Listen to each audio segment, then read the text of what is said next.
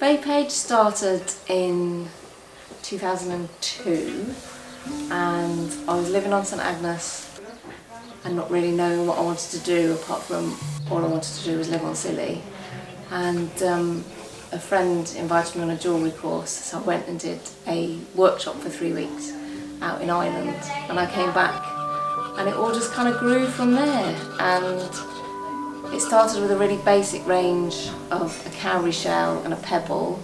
and then it's just got bigger and bigger as the years have gone on and we've added to the range. And it's been, I know it sounds a bit cheesy, but a really organic process because it's totally about where we live and what influences me and what inspires me in a day-to-day sort of setting of where we are on an island. So we live on the island of St Martin's, which is off the coast of Cornwall, and it's got about 120 residents. And the work that we do is very much inspired by our island home and the things that we see on a day-to-day basis, be it some line-caught mackerel or shells that we'll find on the beach, or the boat that's in our garden, or the cows that are in a field. So it's all about where we are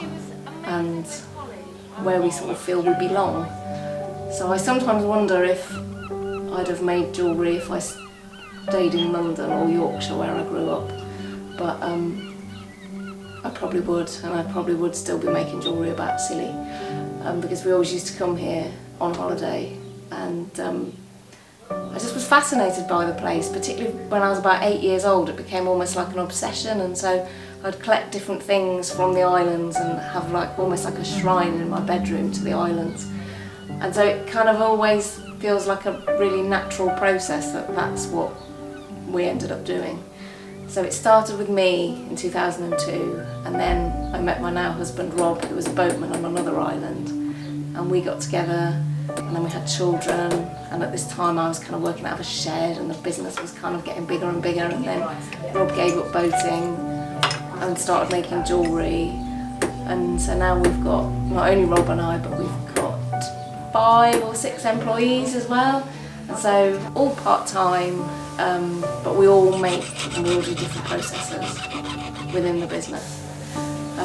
So it's a truly island product in that everything we do is made here, and it's all made by the people that live here, and it's all about the stories of the island and how we came to be here, really. So the building that we're in used to be, it was all part of the farm, and it was a flower packing shed. So it was where the farmer Fred used to pack his flowers and sort his flowers that were all grown on the farm where we live. And so we thought it would be really nice to kind of give the building a bit of provenance and authentication. And so when we became a jewellery shop, a workshop that we knew we wanted to sell to the public,